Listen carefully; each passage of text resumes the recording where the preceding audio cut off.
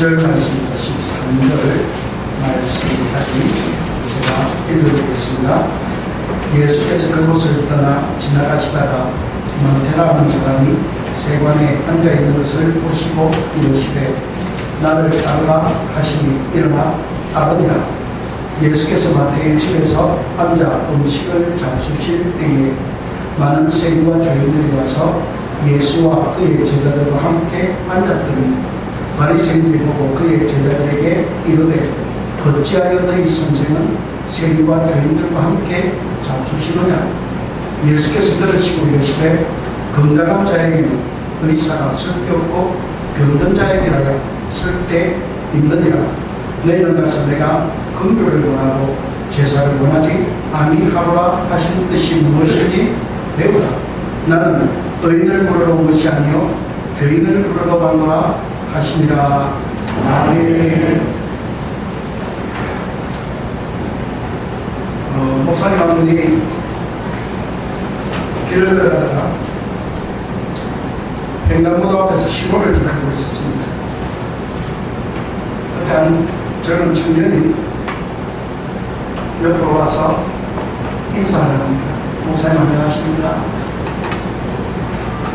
저는 목사님이 신고하시는 교회에 출석하는 청년입니다. 저는 평소에 목사님의 말씀을 들으면서 참 많은 은혜를 받습니다. 감사합니다. 그런데 목사님, 제가 성경을 읽다 보니 궁금한 것들이 좀 있는데 오늘 여기 이 자리에서 몇 가지 물어봐도 되겠습니까? 목사님께서 예, 그러십시오. 제가 아는 한 열심히 대답해 드리겠습니다. 그랬습니다. 그러자 이 청년이 목사님 참 이상한 것은요, 성경을 읽다 보니까 예수님은 하나님의 아들이시고 전지전능하시다고 했는데 왜 가룟유다 같은 그 배반자 스승을 파는 그 사람을 제자로 받아들이시는지 저는 도무지 이해가 안 됩니다. 그러자 목사님, 그렇지요. 저도 왜 그런지 잘 모르겠습니다. 그런데 저는 그보다 더 궁금한 게 있습니다. 이 청년이 목사님도 궁금한 게 있습니까? 예. 목사님 궁금한 게 무엇인데요? 저는 가룟유다는 잘 모르겠고 왜 하나님께서 나 같은 죄인을 아직도 포기하지 않고 이렇게 사랑하시고 이렇게 인도해 주시는지 저는 그것이 이해가 되지 않습니다.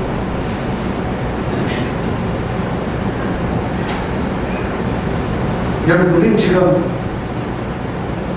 이 청년처럼 살고 있지 않습니까?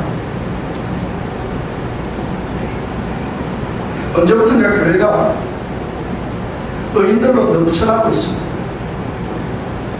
의인들로 넘쳐나다 보니까 죄인을 용납을 못해요. 실수를 용납을 못해요. 조금만 자기와 다르면 편을 가르고 당황해졌습니다. 우리가 기억할 것은 예수님께서는 결코 가룟유다를 버리지 않았습니다. 오늘 저와 여러분들도 솔직히 말해서 가룟유다보다 더 할 수도 있는 우리를 사랑하시는 그 예수님을 우리는 믿고 있지 않습니까?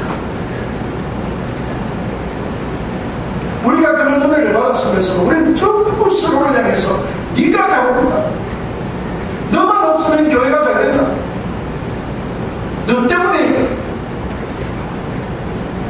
서로 비난하고 서로 책망하고 서로 정죄하고 그게 어디 있어요? 교회가 나눴어요.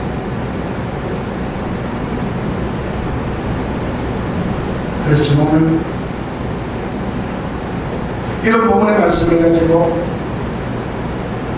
의인입니까? 죄인입니까? 라는 제목으로 우리가 전해를 한번 나누고 싶습니다. 여러분, 오늘 본문의 말씀은 세리 마태를 예수님의 제자로 부르는 과정입니다. 여기 이 세리라는 이 단어는 여러분, 세관에 앉아있는 이 마태가 세리인데 이 세리라는 이 직책은 지금 우리 말로 가장 정당하게 이해하기 쉽게 한다면 앞자리입니다. 앞자리. 로마의 앞자리.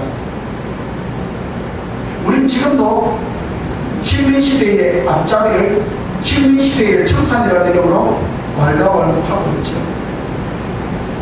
앞잡이라는 말은 참 비열합니다. 비겁하고요. 근데 이때 당시에 로마가 지배하던 세상에서 세리로 산다는 것이 바로 로마의 앞잡이, 로마의 개로 산다는 것. 그러니까 당연히 유대인들이 싫어하죠. 이건 아주 대놓고 공식적으로 죄인의 무리. 그도 그럴 것이 이들이 세금을 거두면서 정해진 세금만 거두어서 로마에 갖다 바치면 되는데 정해진 세금에 덧붙입니다. 자기가 중간에서 착복하기 위해서. 그래서 백성들에게서는 과도하게 거두어서 로마에는 정해진 분량만 바치고 나머지는 자기가 차지하는. 그래서 권력을 가지고 비리의 온상이 되는 그런 직책이 바로 세관에 있는 세리들입니다. 예외가 없습니다. 거의 대부분이 그렇게 했습니다. 오늘 마태도 자세한 설명은 없습니다만 그러나 그가 세관에 있는 세리였다는 점에서 그리고 다른 사람들이 그를 죄인이라고 지적하는 것으로 볼 때 별반 다르지 않은 사람인 것 같습니다. 바로 이런 세리. 그런데 이들은 유대인들에게서 또 한 가지를 더 정죄를 받습니다. 로마의 앞잡이일 뿐만 아니라 유대인들의 율법으로 보면 유대인들은 이방인들과 그렇게 열심히 사귀지 않습니다. 그들은 부정하다고 생각하기 때문에. 그런데 세리는 직업상 늘 누구를 만나야 됩니까? 로마의 관리를 만나야 됩니다. 그러니까 대놓고 로마인을 만나고 접촉하니까 더 더러운 거예요. 돈만 뺏어가는 것이 아니라 율법에도 접촉을 받으니까 세리는 죄인이다 라는 공식이 있습니다. 그런데 여러분, 오늘 이 본문의 말씀을 지금 예수님께서 굳이 이 상황 속에서 세리 마태를 부르는 이유가 뭐냐? 여러분, 본문 9장을 전체적으로 한번 보겠습니다. 본문 9장 1절 2절을 보면 침상에 넣은 중풍병자가 나옵니다. 예수님께서는 이 침상에 넣은 중풍병자를 치료하시는데 뭐라고 치료하시느냐? 내 죄 사함을 받았다.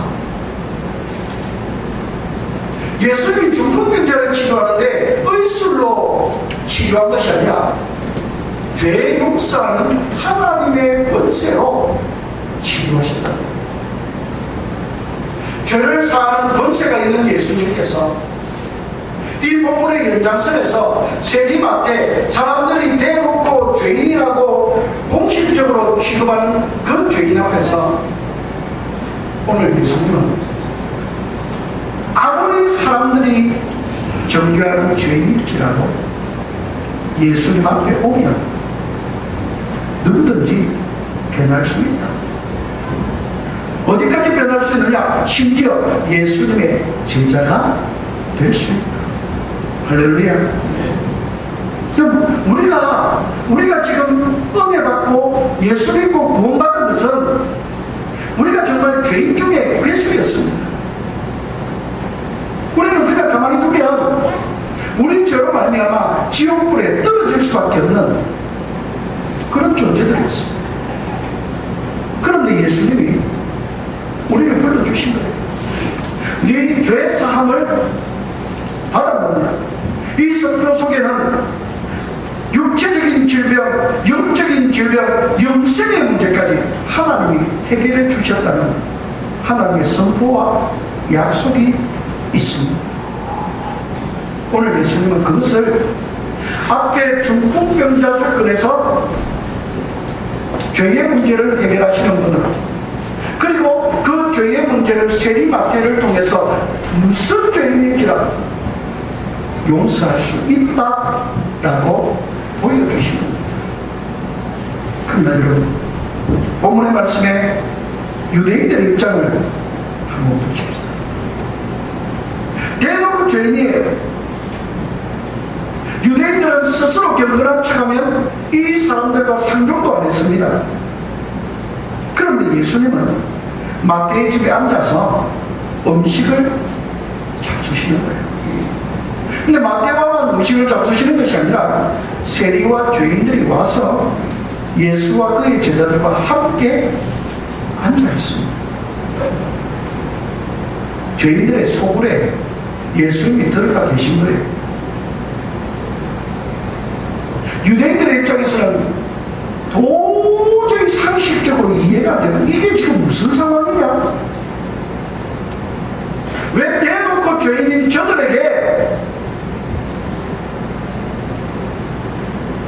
예수님이 함께해서 식사합니다. 여러분, 지금 여기 본문에 등장하는 이 바리새인들, 이 유대인들은 이렇게 생각하는 이유 중에 하나가 뭐냐? 자기들은 깨끗하다, 자기들은 정직하다. 그런데 오늘 교회 생활하는 저와 여러분 속에도 이런 교만이 확 차있다는 안타까운 사실을 우리가 발견할 수 있어야 됩니다. 여기 본문에 나오는 바리새인들과 오늘 지금 저와 여러분이 무슨 차이가 있습니까? 여러분, 바리새인들이 정말 깨끗합니까? 바리새인들이 정말 정직합니까? 바리새인들이 정말 진실합니까? 그랬다면 그들은 예수님을 십자가에 못 박지 않았겠죠. 마음의 중심을 누가 하십니까? 예수님이 하십니다.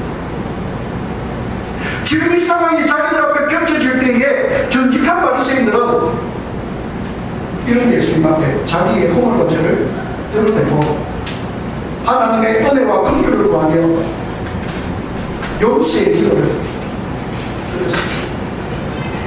그게 바로 지금 이 상황 속에 있는 구원받은 제자들의 모습. 사도 바울은 그랬죠. 그런 제자들의 모습이 이들 속에도 동일하게 있어야 하는데 그렇지 못했다는 것이 문제입니다. 그래서 그들은 뭐라고 표현하느냐? 11절에 보면 바리새인들이 보고 그의 제자들에게 이르되 어찌하여 너희 선생은 세리와 죄인들과 함께 잡수시느냐?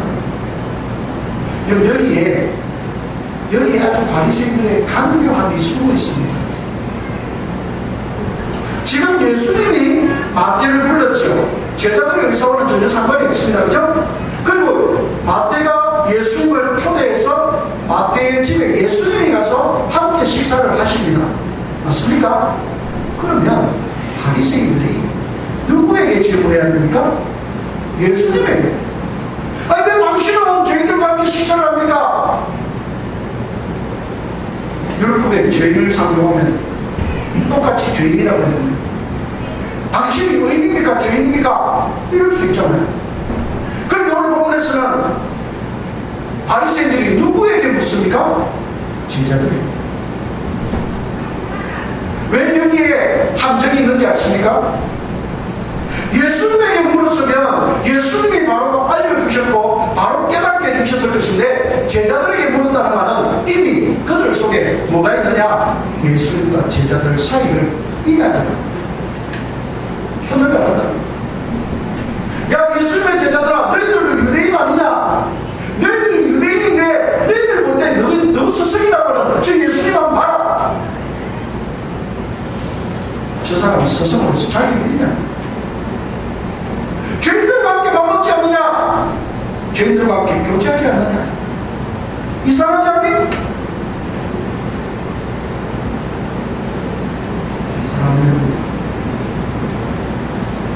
우리가 살아가면서 긍정적인 이야기도 듣고 부정적인 이야기도 들을 수 있습니다. 그러나 여러분, 제대로 된 신앙생활을 하려면 부정적인 이야기는 빨리 귀를 씻으시기 바랍니다. 신앙에 유익이 없습니다. 판단하고 분석하고 정죄하는 그런 이야기 너무 잘합니다. 얼마나 잘하면 요즘 우리나라에 아주 공식적인 단어가 나오죠. 내로 남불. 내가 하면 로맨스고 남이 하면 불미. 그죠? 지금 집권을 하고 있는 이 위정자들이 과거에 그렇게 했습니다. 가만입니다. 그런데 그것이 그냥 정치인들만의 문제입니까? 우리도 똑같습니다. 자기에게는 얼마나 관대한데 남에게는 얼마나 인색합니다. 교육 중에 누가 조금이라도 실수하면 야단이 납니다. 과연 그런 물론 실수를 정당화시키기 위해서 그런다면 그것은 하나님 앞에서 준엄한 책임을 받을 것입니다. 그러나 우리 입장에 오늘 예수님께서 이 예수님의 삶과 행동을 지적하는 이 바리새인들 앞에서 하시는 말씀을 들어보십시오. 12절에 보면 예수께서 들으시고 이르시되 건강한 자에게는 의사가 쓸데없고 병든 자에게는 쓸데없다. 제자들에게 물어서 제자들과 예수님 사이를 이간질을 시키고 있는데 예수님이 그것을 듣고 예수님이 대답을 하십니다. 왜? 제자들의 공격을 건져내기 위해서. 그리고 예수님은 이 바리새인들이 표적으로 삼고 있는 사람이 자기 자신이라는 것을 예수님이 아시기 때문에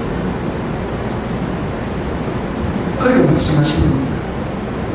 건강한 자에게는 의사가 쓸데없다. 병든 자에게는 있습니다. 그럼 사실이죠. 우리가 건강하면 병원 신세질 일이 없잖아요. 몸이 아프니까 이렇게 본다면 오늘 여기 이 본문에서 예수님을 필요로 하는 사람은 어떤 사람입니까? 병든 사람. 그럼 저와 여러분에게 다시 묻겠습니다. 여러분은 죄인입니까? 의인입니까? 여러분은 죄인입니까? 의인입니까? 우리는 죄인입니까? 의인입니까? 여러분, 우리가 죄인이라는 사실을 절대로 잊어서는 안 됩니다. 단 한순간도 잊어서는 안 됩니다. 우리는 죄인인데 주님이 그 참혹한 십자가에 피 흘려 죽어서 그 보혈로 우리를 씻어 의인되게 하시는 거예요. 우리는 의인 되게 하셨지 아직도 의인이 아니에요. 보혈을 걷어내버리면 얼마나 추잡하고 얼마나 부러운지 몰라요. 그럼 지금 세상에 보세요. 뭐 목사라고 하면서 정치하는 사람들, 온갖 사람들 다 있습니다.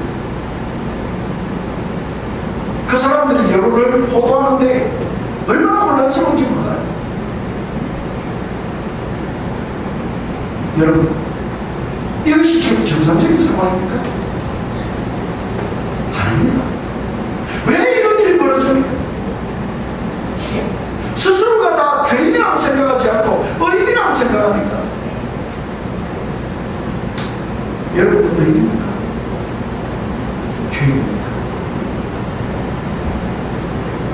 오늘 예수님께서 마지막으로 이렇게 말씀을 하십니다.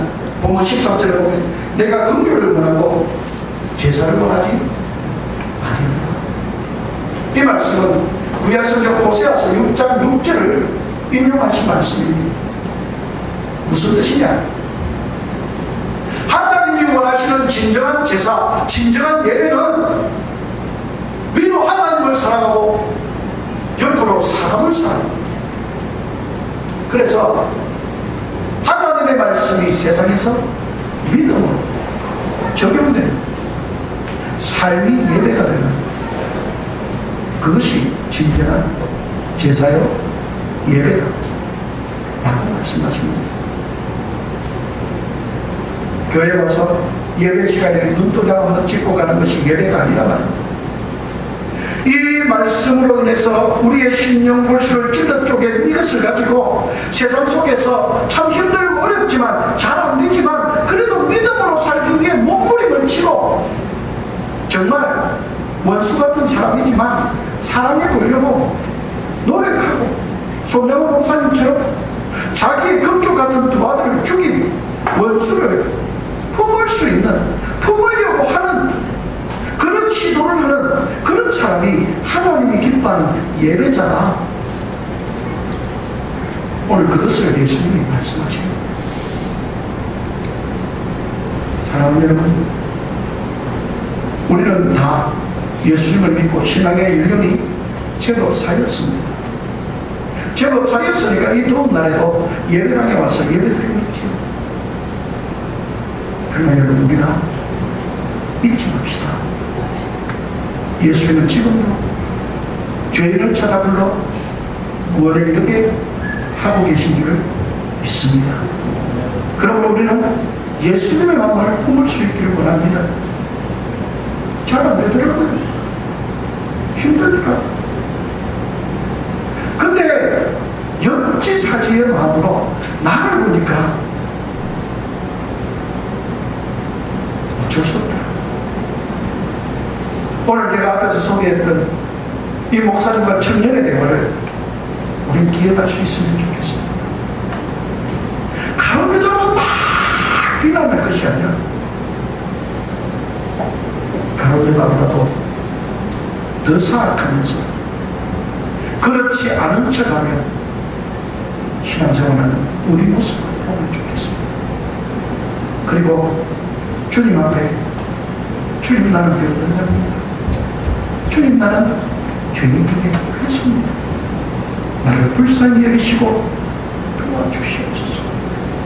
그렇게 주님의 은혜를 사모하며 은혜를 호소하며 은혜의 보좌로 믿음으로 담대하게 나아가는 저와 여러분이 되기를 주님의 이름으로 축복합니다.